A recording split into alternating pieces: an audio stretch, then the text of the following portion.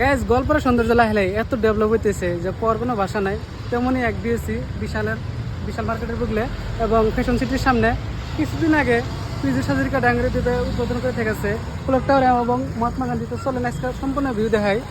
এই যে অপারেশন সিন্দুর ভিউ দেখাই আগে কিছুদিন আগে হয়তো করলো, বর্তমান আমরা দিনে এসি রাইতে হার টাইম হয় না, কিন্তু রাইতে লিখলে এই জায়গার পরিবেশটা এরকম সুন্দর লাগে যে পর কোনো ইয়ে নাই।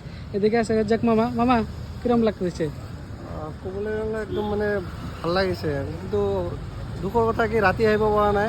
মই আজি ৰাতি আহিছিলোঁ, লাইটখিনি বন্ধ আছিল, সেইকাৰণে আজি দিনতে আহিলোঁ। এখানে গাইস একটা কথা কয়ে দেই, এই মামার ইনস্টাগ্রামের একটা প্রোফাইল মানে আইডি আছে, যেটা গল্পরার A to Z রিলস সহকারে আপডেট পাবেন।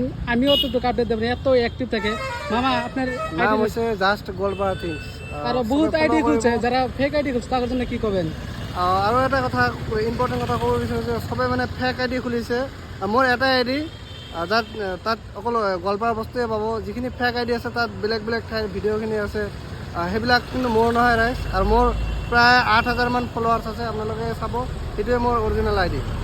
এদিকে দেখেন জাতির পিতা মহামানব মহাত্মা গান্ধীর স্ট্যাটাসও করছে, কিছুদিন আগে পিজু সাজারিকা এসে উদ্বোধন করে থেকেছে। এদিকে ক্লক টাওয়ার, আমরা বঙ্গাইগাঁও বা বেলেগ বেলেগ ডিস্ট্রিক্ট আমরা সাদা সাল রেগুলার যেটা দেখি, কিন্তু গল্পরাতে ফার্স্ট টাইম এটা হার জন্য এত সুন্দর লাগতেছে যে সুন্দরতা আমরা কয়া শেষ করা পাব না। গল্পরাবাসীর জন্য একটা খুবই সুন্দর।